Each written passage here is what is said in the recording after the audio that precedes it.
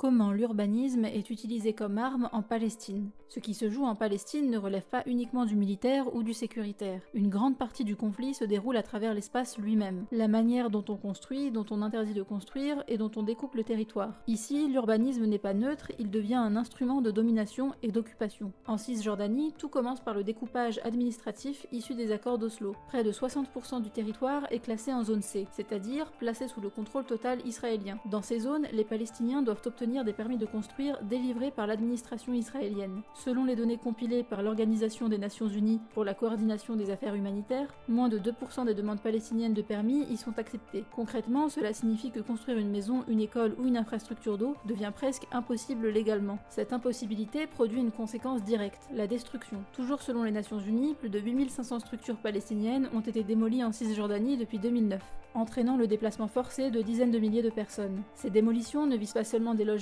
mais aussi des écoles, des citernes d'eau, des panneaux solaires ou des routes locales. L'espace palestinien est maintenu dans un état de précarité permanente. En parallèle, les colonies israéliennes suivent une logique inverse. Elles bénéficient de plans d'urbanisme approuvés, de raccordements au réseau, de routes dédiées. Selon l'ONG israélienne B'Tselem, plus de 700 000 colons vivent aujourd'hui en Cisjordanie et à Jérusalem-Est dans des espaces continus et juridiquement protégés.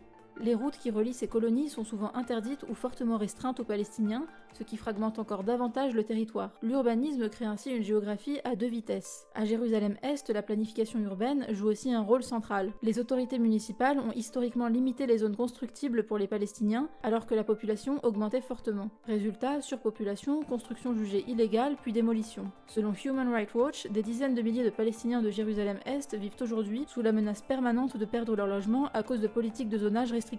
À Gaza, l'urbanisme est utilisé de manière encore plus brutale. Le territoire est soumis à un blocus depuis 2007 qui limite l'entrée de matériaux de construction. Selon UN Habitat, près de la moitié du bâti de Gaza a été détruit ou gravement endommagé depuis octobre 2023. La reconstruction est entravée par les restrictions sur le ciment, l'acier et les équipements. Une ville détruite qui ne peut pas être reconstruite devient invivable à long terme. Ce que montrent ces données, c'est que la violence n'est pas seulement ponctuelle, elle est structurelle. En contrôlant les permis, les routes, les réseaux, les densités et les possibilités de reconstruire, le pouvoir agit directement sur la capacité d'un peuple à habiter un territoire. L'urbanisme devient alors une arme silencieuse mais durable qui agit bien au-delà des combats. Ce n'est pas seulement une question de bâtiment, c'est une question de futur. Quand on empêche une société de construire, on l'empêche de se projeter. Et quand l'espace devient une contrainte permanente, l'occupation coloniale ne se voit plus seulement dans les armes, mais dans chaque rue. Abonne-toi à C'est quoi cette ville si tu veux comprendre comment les villes deviennent des armes politiques.